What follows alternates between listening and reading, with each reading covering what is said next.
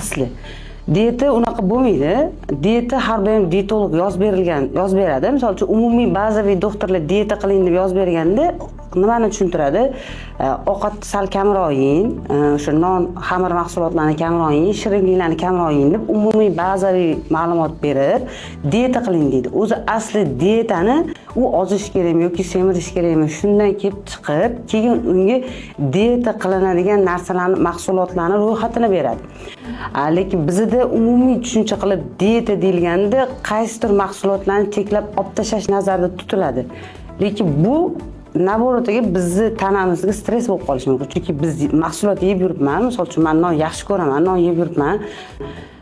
Ovqatlanish ratsionimdan olib tashlaydigan bo'lsam, o'sha nondan olib yurgan vitamin, qabul qilayotgan vitaminini boshqa mahsulotdan ololmagandan keyin tanam stressga tushib qoladi. Endi diyeta qildim, 1 oy, 2 oydan keyin diyeta qilib bo'lgandan keyin agar men u diyetani buzadigan bo'lsam, keyin birdan non yeb olsam, u nonni misol uchun oldin menga 1 kilo vес berib turgan non endi menga 2 kilogacha vес berishni boshlaydi. Chunki tana o'sha vitamin keldi deb sira zaxiraga o'tkazishni boshlaydi o'sha narsani.